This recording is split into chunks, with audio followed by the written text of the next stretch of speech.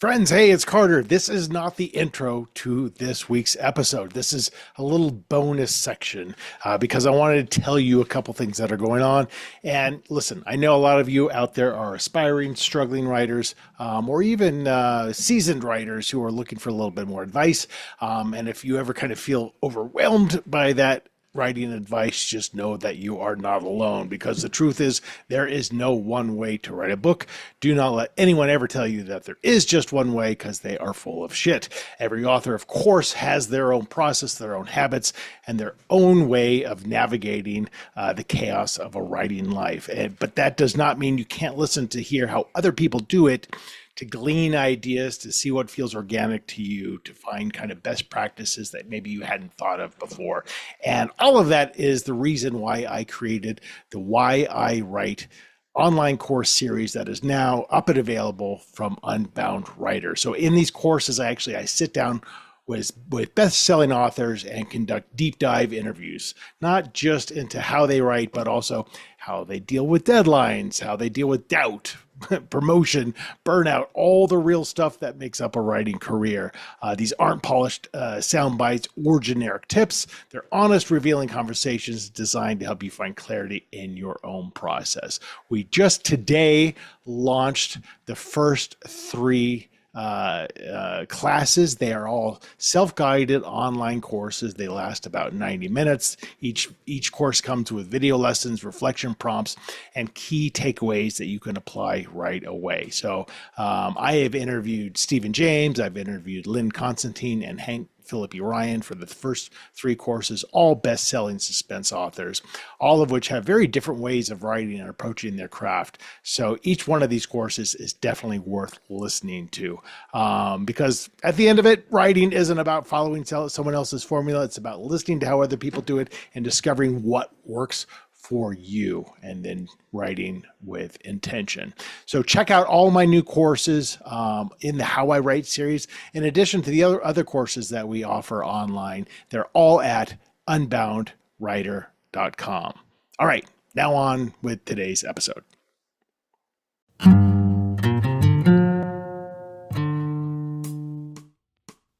Friends, this is Carter, and welcome to this episode of Making It Up, the conversation series where writers sit down and just chat to each other. Very unscripted, as you were going to hear in today's episode, and it's just a free-form conversation. I've been getting more and more feedback on the show lately, mostly from writers. So if you're somebody who's kind of looking to hear about a writer's journey, what their path was to publication, what their highs and lows have been, I think this is the right place, because, what I've evidenced in nearly 200 episodes is every writer's journey is different, but some things are predictable, and not to be too cliched about it, but the unpredictability of the career is the most predictable thing. You have the shiny debut that does great, and then their follow-up book maybe not so well, or the long, steady climb to finally get some kind of success, or my first 10 books didn't sell, or I get 200 agent rejections before someone kind of brought me on. It's all over the place. And it's fascinating for me as the interviewer to kind of hear everybody's journey. And so hopefully it is for you. Before we get to today's guest, just a reminder that my company Unbound Writer has lots of things going on. If you're looking for one-on-one coaching with me, I do that.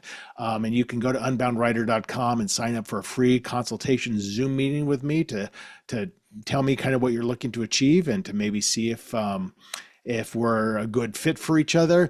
I also have some online classes. I'm about to launch 3 more online classes. They're just self-guided online classes about craft, about the publishing industry, that kind of a thing. And from time to time, I offer retreats, I offer seminars, all that good stuff. So that's all at unboundwriter.com.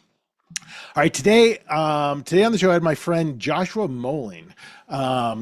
So a history of myself and Josh. I got to know him because he's actually with my same publisher, Poison Pen Press.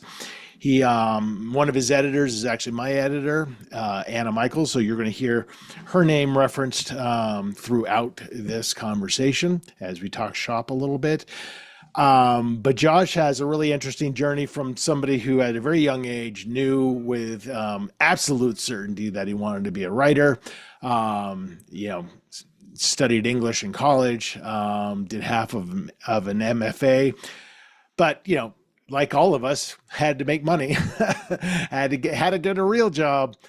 So he worked for 2.5 decades in kind of the quote unquote corporate world before he kind of said, look, this is what I really want to do. So I'm going to figure out how to write and work full time at the same time. Very similar to me. And this has culminated in him producing a series, the Ben Packard series. He's basically a deputy sheriff that has done quite well. And his latest book in the series, number 3 in the series, is A Long Time Gone, which hit the USA Today bestsellers list, which is fucking amazing. So good for Josh. That is awesome. And as you'll hear in our conversation, it led to him being able, along with his husband, to make the decision, hey, I'm going to quit my job. I'm going to write full time. If I'm going to have one full-time job, this is what I want to do.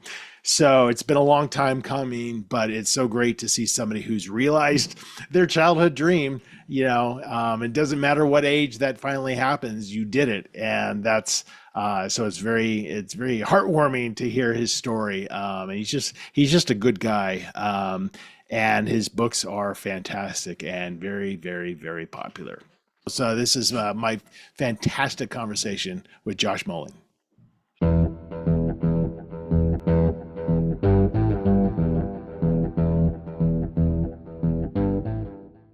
That's what I love about this podcast, is because it's so ill prepared, it allows for some good conversation. Well, I'm as ill prepared as you then, I guess. Well, we're in the same boat. Yeah. I mean, I'm always impressed with, I don't know, maybe impressed isn't quite the right word, with podcasts who, these people, and you've done these interviews with these interviewers who are doing at least 2 of these a week, and they're reading every book that comes their way. Yeah. And I'm like, how, I don't know how you do that. But then sometimes I feel like then you get very peppered by questions specific to your book, which can be great. But as a reader myself, I don't really want to hear that. I want to hear about the author, because I want to read the book. How often do you record this? I do once a week. That's about the most I can handle. And then my daughter helps me with the production of it and the social media aspects and stuff like that. So, it's a few hours a week, which is not bad. But what's been amazing about it is because now I think we're nearly at 200 episodes. Just wow. The people I've met, the connections I've made, the community that I'm kind of going to be a part of. So you go to these conferences, you're like, oh, I've talked to all these people. And it's great. It's just, you probably will agree that networking is so important as an author, right? Yeah, it is. When my first book came out, VoucherCon was in my backyard. It was here in Minneapolis, and my book had been out for like a month, and I didn't know anybody, and I had no idea what I was doing there or what I was supposed to do. Right. And it was all really kind of super intimidating to see all these people whose books I've been reading for years just walk past me in the bar. And but even at that first VoucherCon, I met some really amazing people, and I met, my team from Sourcebooks was there. Right. And and then the next year I went again, and there's people that I met last year, and then you just build on that. It just keeps snowballing. Yeah. And at least you going in now, was that your very first writer conference of any type? Pretty much, yeah. You going into it with an actual book out, at least there's some kind of, I don't know, comfort blanket there. But yeah, I mean, I started I remember to Thriller Fest at least 3 or 4 years before I was published. I was writing. Oh, really? And yeah, those first conferences, you're just like the total wallflower. And And then you quickly realize in the mystery thriller suspense crime fiction space, the people are lovely, like Yeah, truly love, amazing. like almost to a person. And I don't know if that's how it is with, I've heard some horrible things about other genre Genres. writers, Yeah. but just the most selfless, like, hey, we're all in this together. How can we help each other out? And Yeah. I'm so just endlessly impressed by that. Now, would you describe yourself as kind of introverted versus extroverted in general? Very, very, very much introverted. I always wanted to be an author and I always wanted to publish a book. I never wanted to do events Yeah. Well, you don't think about that when you first start writing. You don't. until it comes up. Yeah. Right. Right. Right. I Have you? had Go ahead. when my first book came out, I had my launch event, and then the very next day, I was like one of four speakers doing an event in Stillwater, where kind of where you were the last time, Yeah. and it got a week like before those events, and I called Mandy and I said, cancel everything. I don't want to do any of this. And Wow. she told me to grow a pair and that she wasn't canceling anything, and I was going to do all these events and more. And Good for yeah, her. I've gotten way more relaxed about it over the Yeah. Oh, last that's couple so of years. interesting. Um, I also teach public speaking Yeah, in my other world and stuff like that. So I'm just totally guessing here. With that experience for you, had she said, "Great, I'll cancel everything," you would have probably regretted that, and yeah, you probably would have. It makes you almost more introverted. It makes you like, you've you haven't pushed past the fear, yeah, so that fear becomes larger in a way. yeah. You're 100% right. Yeah, and those first events were terrifying. And I mean, even the book launch that you were at a couple months ago was still a little bit terrifying and chaotic, but it's getting easier. And I'm actually enjoying doing, I literally enjoy doing events now. Oh, that's great. And you find what works for you, because we've all done events where it's like you're either in conversation or there's events where it's like, hey, you stand here for 45 minutes and entertain us. And that's clearly the more difficult way to go. I kind of like that personally. The thing that I hate that I almost refuse to do are Uh, readings. yeah, nobody wants to hear you read. Nobody, and so, but sometimes they insist upon it. And so I always say, I will not read for more than 5 minutes. And I will have Yeah, practiced, I will have timed it. So it's tight. yeah. But I think introverted authors hide behind, I'm going to read for 20 minutes. Oh my And God. you're like, oh Yeah, my God, that's a fucking nightmare. yeah. It's totally a nightmare. You're out in 5 minutes because you're like, I'm not following, I'm not interested anymore. Now I don't want to buy your book. Yeah, yeah. That's the quickest way to put an audience to sleep, I think, is start reading. See, and I don't, and sometimes I try to like reframe my perspective because I have been told by booksellers, like, there are a lot of people who really do enjoy listening to this. Yeah, And I can't wrap my head around that. I don't know if I believe that or not. yeah, And I yeah. don't want to be dismissive of that. So Maybe it's the audiobook fans who are used to listening to people read that maybe, do but you listen to audiobooks? I don't. I don't I either. don't. And that's Be- probably why my mind starts to wander when people start reading. Yeah, like I can count on one hand the number of readings I've listened to where I was like, I'm all into this. And it's more of the performative aspects of it than the context of the passage. Yeah. So yeah, it totally depends. So you're in the Minneapolis area, and Yeah. did you grow up there? No, I was an army brat. My parents Oh, got divorced when we were really young, and I have a brother who's 2 years younger than I am, and my mom joined the military shortly after that. okay. And so we moved like every 3 or 4 years the whole time I was growing up. It's it's interesting. A lot of authors, if you try to look at the thread of all these interviews with authors about like why did you want to go into writing, Mhm. probably one of the top five is Army Brat. If you can trace and it all kind of links to, we kept moving to a new hometown. It was hard for me to make friends. Books were my refuge. And I'm a cliche, exactly that. I mean, I've probably had at least 15 people who have said the exact same thing. And it's like, and, most of these people were all certainly pre-smartphone. Yeah, So and I always think about that. We have this discussion a lot, like, the army brats who are now growing up, what is keeping them from maybe pursuing their own natural creative instincts? And could it be like, I'm just on my phone all day, or I'm, yeah. doing creative things in different ways, perhaps, but certainly not Hmm. daydreaming about novel writing and consuming tons of books that can Great. feed that. So you think about what would we have done had we been growing up now? Yeah, I can't even imagine. I know. Uh, I know. It's pretty weird, isn't it? it is. I was at the gym earlier today, and the coach's daughter was there. She's like 19 years old, and she's in college, and she said she's thinking about going to law school, and she goes, and then I thought maybe I'll write a book like John Grisham, and uh, so there's still kids out there, 19-year-old kids out there who are thinking about writing books. Right. Well, you don't have to go to law school to write like John Grisham. You might want to. Yeah.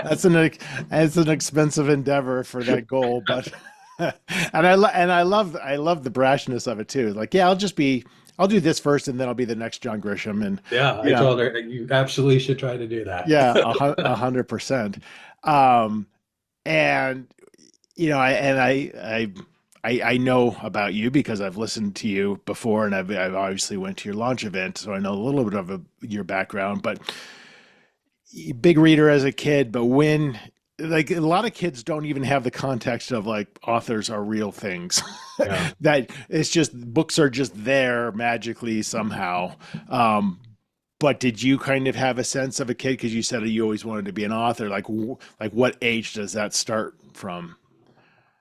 I mean, I read my first Stephen King book when I was 11 years old, and Stephen King was the first person I recognized as an author. And What the book was first that? Cujo. Nice. Did Yeah. you read his new collection that has the Cujo continuation characters in it? I know I have it, but I haven't Yeah. read it yet. There's one short story that has, Yeah. yeah. Yeah. So you read Cujo. So I read Cujo, and I was way too young. There was stuff in that book I didn't even understand. Of I was course. not old enough to understand. Um, but then I kept going back, and he was like the first author who I like, I want to read more books by this guy. Right. Uh, and he was only like 8, 9 books into his career at that point. Right. Um, so there wasn't a whole lot of back catalog to catch up on. Um, but yeah, I went insane for Stephen King. I mean, look at you can see the books behind me. It's this. I also went down the rabbit hole of I've got Stephen. that shelf there with the Jack Nicholson shining bust face Yeah, coming out. yeah, Those are my Stephen King yeah. rows. Uh, and then I went down the kind of this rabbit hole of Stephen King collecting at a really young age, which is an order of magnitude up the crazy scale of Stephen King fans and signed books and limited editions. So yeah, it was like a real hardcore obsession of mine. Stephen King was all through kind of junior high and high school, and How I many was like signed books of his do you have? 40 or 50. Holy shit, seriously? Yeah. Wow. How many of those do you have, any of those that were signed to you, or they were just collectibles? A lot of them are collectibles. A lot of them I've procured off kind of eBay over the years. Yeah, because I they are went, he not did this. cheap. He's come to Minneapolis a couple of times, and I got a signed book in Minneapolis when he was touring under the dome. Yeah. And I went to Washington, D.C. maybe 10 or 15 years ago, and he did a reading with his wife, Tabitha, and his son, Owen. And then you could get 2 books signed in the line. And so I brought 2 books with me, and my friend carried one of the books, and I got 2 books signed from him at that event, which was pretty cool. The only time I saw him, he came to Chautauqua here in Boulder, when he was coming out with, and now I'm going to space the name, the sequel to The Shining, um, After sleep. Dr. Sleep, because he wrote that, wrote Yeah. Shining here. And so It was amazing, but he didn't sign because there was like 2,000 people there. So they had a Yeah. bunch, everyone got a book off this big table, and Yeah. he had signed like 100 of them. Yeah. And I did not choose wisely. So I don't have one, and every time I kind of look, once in a while I'll look on eBay or whatever, and it's going to be a minimum of $500 usually is what you're looking at, and then of course worries about is this authentic and all that kind of stuff. Yeah. Yeah. It's a whole, you got to know what you're doing if you're going to be buying stuff off eBay. Right, Uh, right. yeah. So you got obsessed with him, and I think you made a really interesting distinction in that moment where you're not just compelled by a story, you're compelled by an author. So Yeah. you want to go see their cat, and to do that is to have that kind of actualization at a young age is pretty rare, I think, because usually it's just like I like this story, I Yeah. don't even know who the author is. Um, but then there's a leap between loving that and wanting to do that, right? Right. Yeah. Yeah. And I mean, yeah, I think I was already writing or interested in writing even from a young age. I mean, I just remember one time I think this was like in second or third grade, we had to write a story for St. Patrick's Day, and the teacher gave us a little strip of paper and a cardboard four-leaf clover, and we were supposed to write a story for St. Patrick's Day on this one little strip of paper. And I kept asking her for more strips of paper, and then she hung all these up on the wall, and mine like went all the way down to the ground. So And from then she early must, on, you didn't know how to edit, basically, is yeah, what you're I was saying. full of nonsense from a young age. So, but yeah, I was like, if this is a job that people do writing books, that's what I want to do. Huh. And when did the practicality of that foolish premise hit you? Not soon enough, because I was an English major in college, Sorry, what major were you? an English major. Okay, so this was what you wanted to do, and I Yeah. think giving credit to the idea that anyone who's 17 and going off to college has any actual crystallized vision of what they want to do beyond, hey, this would be neat kind of a thing is impressive. And then to stick to it. So you get your undergraduate degree in English, and then what? And then I moved to Minneapolis. I went to college in South Dakota. I moved to Minneapolis, bummed around for a couple of years. And then I thought, hey, I'm going to double down on this English degree thing. And so I went to Mankato. I was enrolled in the MFA program in Mankato State University in Minnesota. And it was a 3-year program, and I lasted about a year and a half. Oh And then, wow. Was it creative writing yeah, specifically? Yeah, yeah, yeah, yeah, yeah. yeah. Why a year and a half? So I was a TA. I was doing a lot of teaching. I was doing a lot of class prep, a lot of grading papers, a lot of meeting with students, and not a lot of writing. Yeah. And I was taking out a lot of student loans to pay for this, and I was spending them at the bar mostly. And Right. I was just kind of halfway through it, and I was like, "What the hell am I doing here?" Right, right. Is this making me a better writer or a writer Yeah, at all? And if the answer is no, you gotta have to, because yeah, you're not looking at a job prospect where they're going to say, "Well, you didn't get your degree." you know, exactly. Yeah, no I one was looks like, at that for writers. yeah, it was like I'm going to stick another year and a half into this and take out even more student loans, and I'm going to be right where I am now, which is no better prospects in the job market. Right, Nobody's looking to hire MFAs in creative writing. right, So I dropped out, and Mankato was kind of a small town, and I missed Minneapolis, and so I came back to the cities and bummed around again for a long time doing temp jobs and stuff, and then uh, I started to get a master's degree in rhetoric and scientific and technical communication at the U of M. And then about 6 months into that program, I got hired as a tech writer at a medical device company here. And I was like, all right, I got the job. What do I need this degree for? And so I kind of bailed out of that right, program, right. thinking I'll do this for a couple of years. And then 25 years went by, and I spent 25 years working in the medical device industry. All writing adjacent. Yeah, I started out as a technical writer, and then I could see that I was only going to go so far as that. And then I got certified as a project management professional. Okay. So then I moved into project management and program management, and that's what I was doing all the way towards the end. Wow, wow. Yeah. So I think we have similar trajectories in a way. Well, of course, I never knew I was going to be a writer, never wanted to be a writer, never thought about it. Just Hmm. totally had an early love for Stephen King, in as much as I read anything pre my 20s living alone in San Francisco, which is when I really got into to reading.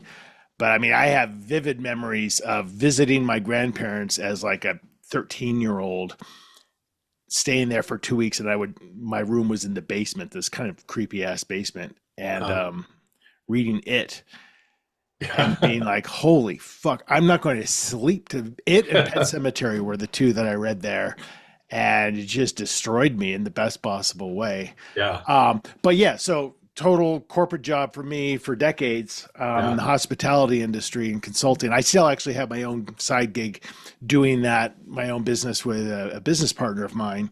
All right. Um, but you have to learn how, and this is the question we always get, how do you balance?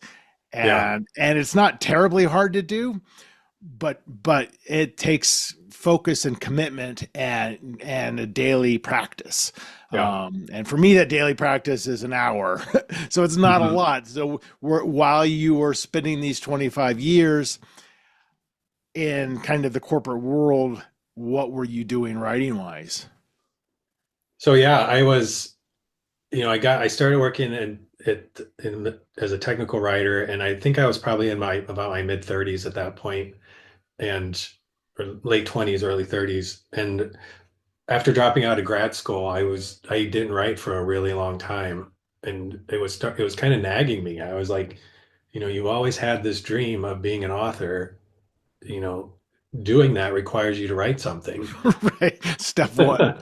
Funny enough.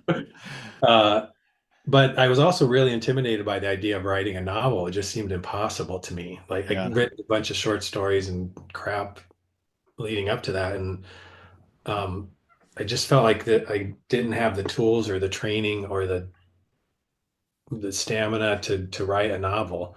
But then I just like, okay, well, I had this idea, and I said, I'm just going to start pecking away at this thing and see what happens. And I had 5 pages, and I had 20, then I had 50, then I had 100, and Right. uh, it just that's kind of where I mean, it was a terrible book, and Right.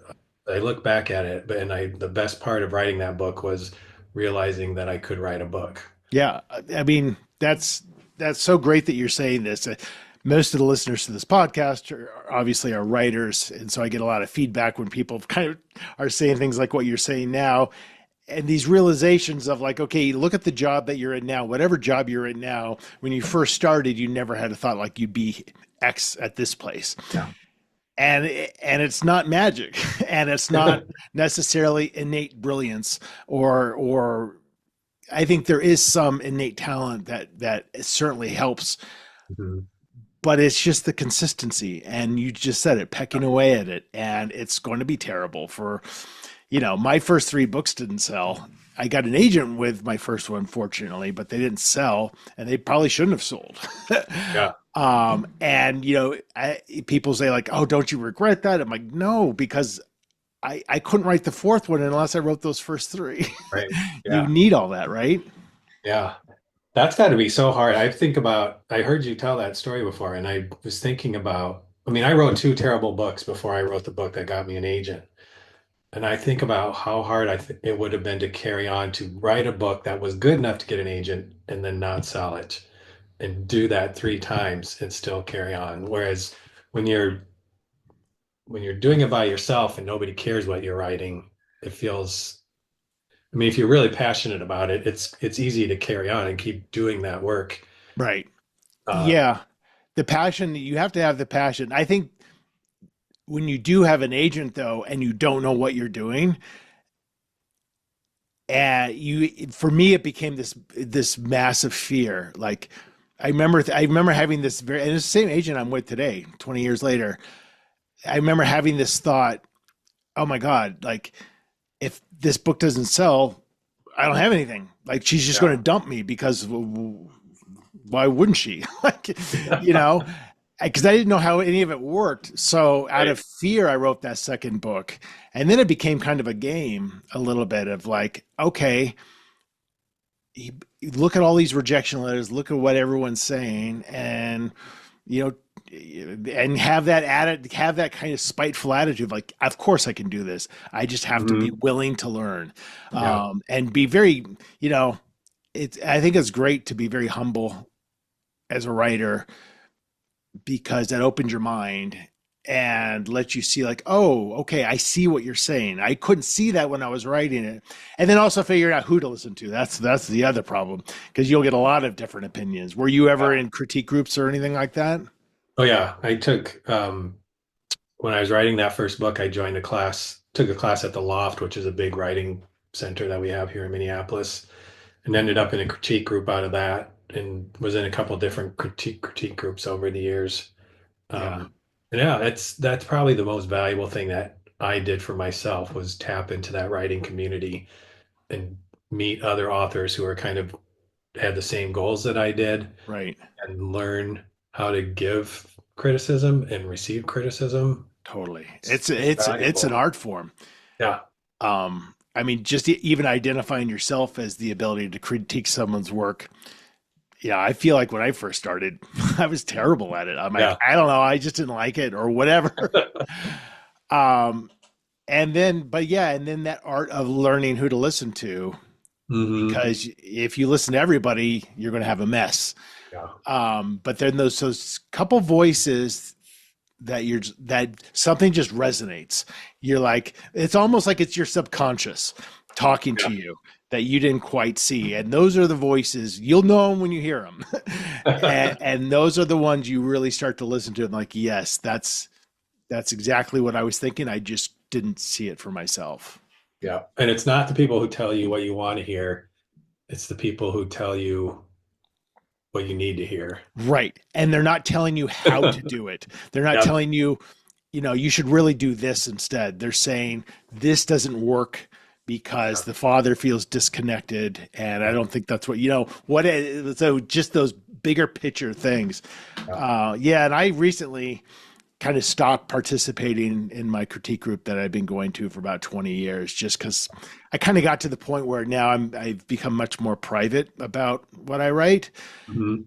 And because I'm not outlining, I don't really, if I share an early chapter, knowing that it's just maybe not even going to be there, Mhm.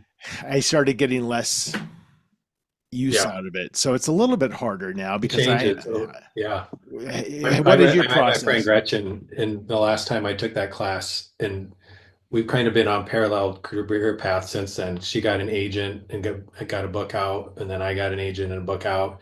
She's got 4 books out now. I've got 3 out. And we used to be in a critique group together, and now everybody's fallen away except the 2 of us. Mm, But we still meet on Saturday mornings, and it's just an accountability thing. We just say catch up, and then we'll just sit there at Panera and write for an hour and a half. And I that's don't every know. Saturday.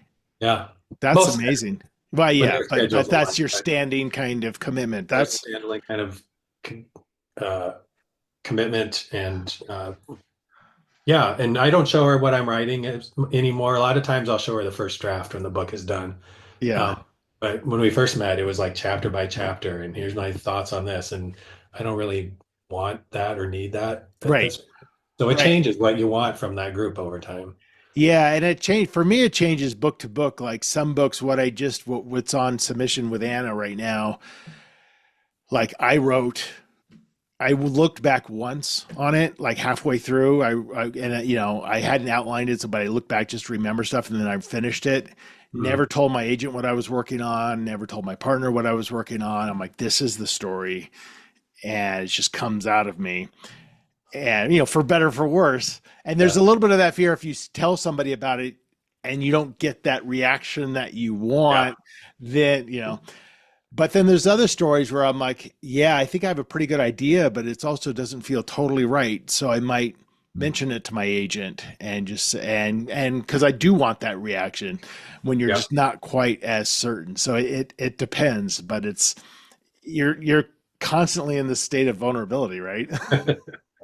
Yeah, we do a lot of kind of brainstorming together, and especially if we were stuck on whatever we're working on, we would that Panera time, a lot of it will be spent bouncing ideas off of each other and not so much critiquing what we've written as help me figure out why this guy wants to kill this person, or Right. What's the motivation? the motivation. That's Yeah. the whole thing to me. It's like, well, why? Why are they doing this? Like the what they're doing is interesting and compelling, but the why, Yeah. what's the grounded answer of why? And you're right. Sometimes having another writer who's not in your direct ecosystem Yeah.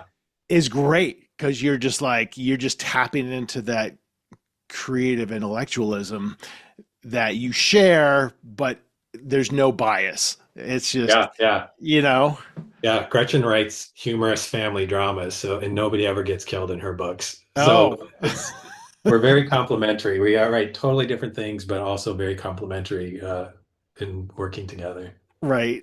Yeah. And then one way in which we differ clearly is that the books that you have out, the three books, are part of a series. Yeah. And I've never done a series, and it's a tricky thing. I think you are probably an exception, and correct me if I'm wrong. When you sold your first book to Source Books, are you Source Books or Poison Pen Press? I forget. Poison pen. You're Poison Pen, oh, because you're Anna, right, right, right. Did you all pitch it as a series? We kind of did. I mean, writing that first book almost killed me. And the whole submission process was a nightmare. I met with all these editors who told me how much they loved it and then told me how much everything that was wrong with it. And then I rewrote it and then they passed on it. We went Right. through two rounds of that. Oh my And God. Yeah. um, the second round with the second big editor at a top five place, she had me add this. She said Packard needs to have a connection to this small town Packer where, being your protagonist in your yeah, Ben series. Packard, the sheriff's deputy, and which he didn't in the version of the book she read. And so I added that. I gave him a connection to this small town. He grew up there, and I added this plot, this subplot about his brother disappearing 30 years ago. So I kind of left this window open towards, well, we got to find out what happened to the brother. Um, and so yeah, it was that. Then the version that Anna read had that plot, had that brother stuff in it, and she asked me, "Are you open to writing more books about Ben Packard?" And I said, "Sure, I think I'd probably write one more." And so it started out as a two-book deal, and So that's fascinating on a couple of levels. First level being is that you made the changes for obviously for the better for an editor who ended up passing on it, yeah, um, which is which sounds frustrating, but if you look at I don't know how you want to look at it metaphysically, like that needed to happen it to get to the absolutely book did. to where it needed to be. And I'm a big believer in that. So I think that's fantastic. And also we're biased, but we know Anna, we know Poison Pen Press, and they're a tremendous, tremendous, tremendous press who I've been with for 6 books now. And but the whole series thing is fascinating to me because I think what tends to happen, because I remember when I brought it up, like not with source books, but with previous publishers, if you even say, "Hey, and I have some other thoughts for a series, if that's something you're interested in," and a lot of times they're like, "Well, we don't know how this book is going to sell, so why would we want to commit to more?" And Right. so what I'm seeing more and more is people need to kind of say, "Hey, I have 3 books." In Yeah. a series, either take them or don't take them. Hmm. So you're a little bit of the exception where they're just like, yeah, we would love to see more of this without knowing how your first one was necessarily going to do. Yeah. And I didn't even have an idea for the second one. I was like, please don't ask me. Please don't ask me what the second book is about because I don't Right. know. Right. Right. Yeah. But you get to that point of confidence, you're like, well, I figured it out before. Yeah. And Yeah. as long as you care enough about the character where you want to continue their journey. And when you have it's deputy sheriff, you said, that kind of role that lends itself nicely, I think, to obviously more events happening. Yeah. Absolutely. Yeah. So, um, and then, and then you kind of get to this point now in your life where your childhood dreams are realized where you're like, I am going to leave my full-time gig. I know you're quasi recently married, and you're in a position from the success of your books where you could just say, this is what I want to do with my life. I mean, I can't imagine what that moment of decision and joy felt like. I mean, I mean, a lot of things contributed to it. We'd been talking about it for a while. Um, I had a really good job in the medical device. And I mean, I wasn't a high paid executive or anything like that. I was a program manager, but I had a good No, job, benefits, all paid that stuff. well and good benefits. My husband works in healthcare too. He's the same thing. He's got a good corporate job with that pays well. And we don't have any kids. Our house is paid off. Like I drive a 15-year-old car, and we've just kind of had this kind of lifestyle where, we're on the same page about the money we make and the money we spend and what our Right, long-term goals are. And all of that, the last 15, 16 years together has kind of put us in a position to where I do have the option to right, say, I'm going to quit my job and be a full-time writer and maybe right. make less money, but And that's get on okay. his health insurance and We're all yeah, right. yeah. Yeah. I mean, it's a weird thing. I lost my job a couple years ago, and I was an executive, but the company that acquired us just got rid of my division. Mhm. So great severance and all that kind of stuff. No hard feelings. And then, I didn't really look, but I kind of kept my options open for a little while. And then I ended up creating a company with an executive who had also gotten laid off. But you do that for you stay out of the corporate world for like a year, and then you're like, I can't imagine going back. I keep You saying, become if this doesn't work out, I'll go. I think I could get my a job again. But God, it's going to be hard. well, that's just it. And for me, it was a little bit of, or a lot about the vision, right? Like, especially as a writer, you're constructing a role that's contained wholly within your own vision.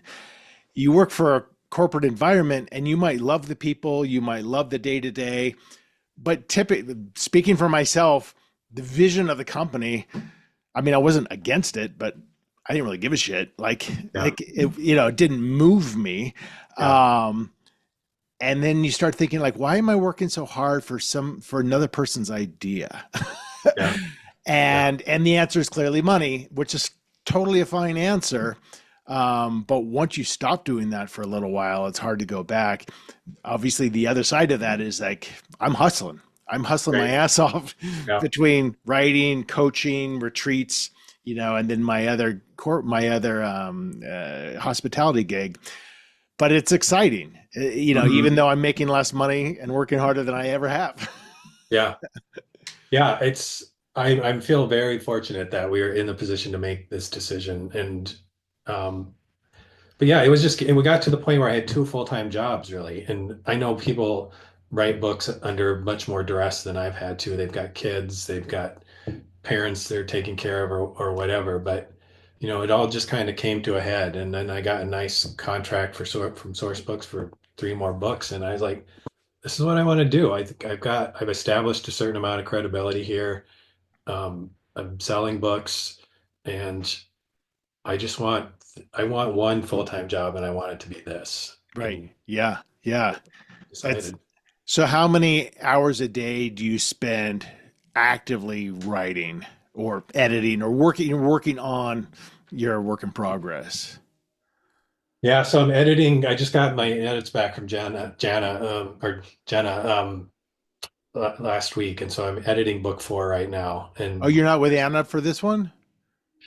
I kind of get tag teamed by Anna and Jenna Oh, from the beginning. interesting. Okay. Uh, Do you get yeah, I edit don't notes? know. Do you get edit notes from both of them? Yeah, there's notes from Anna in the manuscript, but my primary contact is usually Jenna. But your editorial letter comes from Jenna. Yeah, Got it. Okay. But there might be comments peppered from Anna in the body of the manuscript itself. Got it. yeah, Okay. yeah, yeah. It started out, I think, more with Anna with the first book, but her role has really changed at Source Books since Yeah, I've yeah, yeah. She's uh, growing by leaps and bounds. yeah, yeah. And Jenna's amazing. So yeah, I'm in kind of the edit phase right now, and there's a fair amount of writing that has to happen. So like I wrote maybe 600 words this morning before we did this interview, and I'll keep working on it when we're done.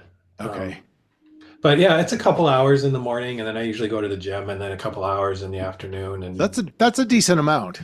yeah, Yeah, that's a decent. I mean, but you can get stuff done with that. I mean, I think what continues to surprise me is how surprised people are about how much you can actually do as long as you do it kind of every day. You yeah, know, with for me with an hour a day, you know, you can draft something in 6 to 7 months, which is not the fastest time in the world, but it's, you know, yeah. if your commitment is to a book a year or a book every 10 to 11 months, you don't have to work 12 hours a day to do that. No, you don't. And I'm kind of curious to see how this all plays out because I haven't. I mean, I wrote 4 books with a full-time job, and I'm going to probably start writing the fifth book in June. And so I haven't written a book since I quit my job. And I'm curious to see, will it go any faster? Will it be any better? Yeah. Will it still take me just as long to do it now as it did when I was working full time? Yeah. Yeah, and I haven't really changed my habits all that much because you do find, and as you know, certainly when something comes out, there's a lot of time you're spending marketing, promotion, travel, you know, and all of which you're grateful for. But it's you're surprised about like, oh, I need to create something in Canva to post on social media, and I've got to tag these, and all of a sudden you're like, why did this take me an hour to do this? Like it's and then you start doing, you know, if you do podcasts or whatever, it just all adds up. It's all supportive of the overall venture, but it's not the actual writing of the book. Yeah, um exactly. so but now you're on deadline. Now you've got due Yeah, dates. yeah. I got to turn these edits around by the end of this month, and I've got a lot of work to do. The end of May, or the third week in May. I don't know what month it is. It's end of April. Yeah. Well, She wants them in you got to 3 weeks. get back at it, but before you do, we're going to do our own little storytelling. Okay. This is the making up part. This, you know, this is great for introverts. Let me tell you, the Oh introverts my God. love this part of the. But if it makes you feel any better, I've had to do this a couple hundred times, and it never gets easier for me either. But I did out of tribute to you because I knew ahead of time your love for Stephen King. I've picked 3 Stephen King books Oh my God. All right. from myself, all mass market paperbacks, all very old. And so you're going to choose one of these. We're going to choose a random sentence from a random page. I'm going to read that sentence, and that'll be the first sentence in a very brief, maybe 2 minute long short story that can go in any direction we want. So basically, I'll read the sentence. You give me a sentence or two of what happens next. I'll do a sentence or two, and then I'll call it a day when it gets terrible. Um, so I've got The Dead Zone, classic, Yeah. great Classic. movie as well, prophetic as well.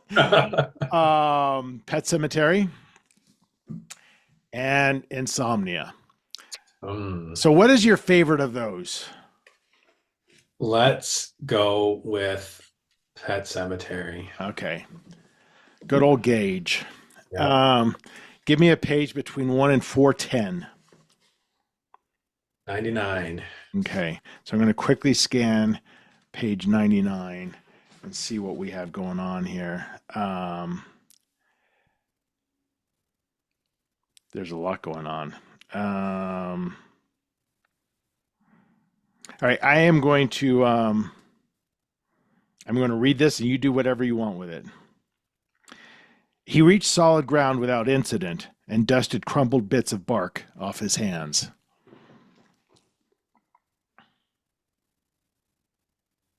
Um, the problem with this is I know this book, and so I know where he's But going. you have to go anywhere We you got to go want. a different place. Yeah. This could be a romantasy if you want. Whatever you want to Yeah. do with this. Yeah. He looked behind him at the woman coming up the hill 100 yards back and wished she would hurry up. He still didn't know the full plan. He supposed she was going to reveal that to him. But he knew one of them would have to do what had to be done. And he didn't know, with all the alcohol still still bubbling in his system, if he had steady enough of a hand to do it.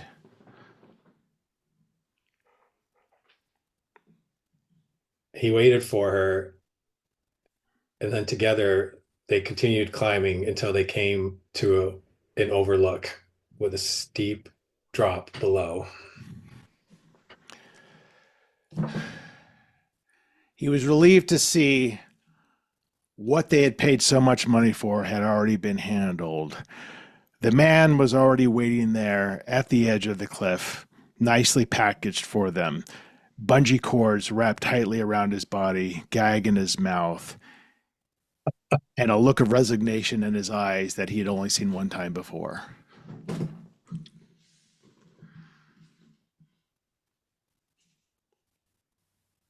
He looked at her and asked, "Do we really have to do this?" And she said, "Yes. This was the plan all the time." He watched as she reached down and, almost with a tender touch, released the gag from the man's mouth. He could see the resemblance now, but he knew what the facts were when she said, "Sorry about this, Dad." We can just call it there. That's great. Good job. It always gets real dark real fast. And I then maybe that's the one my that you fault. did with Hank, and no, you kept trying to make it dark, and then she kept bringing it lighter, and there's like a body and a bad smell from the bathroom, but it was actually rose petals. Oh, right. What was so funny with Hank too is, which I later found out because I'm doing an online course kind of featuring her. And so I had a really deep interview with her to record this online course. And she talks about how she dictates a lot of her book. And when we did the making up together, she would say a sentence, she's like, period, space, and she would say it. Did. Yeah. And it threw me off. I'm like, nobody's ever done that before, but that's how she writes a lot of the time. So it makes perfect sense. Oh my God, amazing. I know. She's fascinating. I look at somebody like Hank and I get exhausted. I'm like, how do you I feel like Hank is one of those people who does read every book and does know she exactly 100% what she's does. talking to. And Yeah. I have no idea how she keeps that level of activity up. Yeah, she's just week after week after week. Yeah, that's just her energy. Yeah. All right, buddy, I'm going to let you go back to writing. Hey, Josh, thanks for taking the time. I feel like I've gotten to know you a little better, which is why I wanted to ask you on, but it's just great to be able to spend some time with you. And it's fantastic to see the success of what has been a trilogy so far, but will continue to be more and more books in the Packard series. Yeah. Thanks, Carter. I really enjoyed it. Thanks. Yeah, awesome. And we'll see, are you going to be at Thriller Fest or? I'll be at Thriller Fest. I'll be at BotchaCon. Hopefully I'll see you there. Those are my two this year. So see you there. All right. Thanks, buddy. Yeah. Bye. Yeah.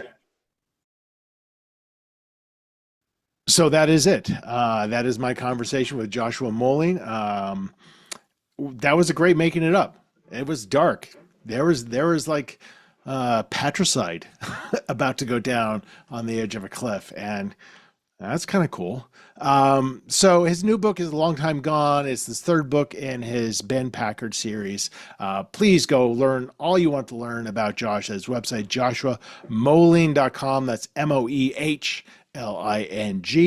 And then head on over to carterwilson.com if you want to check out my books, my events, my blog, my other episodes of Making It Up, and unboundwriter.com if you're interested in one-on-one coaching, self-guided online classes, or any of the retreats or writing seminars that I offer on there. I think that's it. I think that's all I got to say. So that is it for this episode of Making It Up. Thank you, as always, listeners, for checking this out. We'll have another episode out just next week. In the meantime, take care.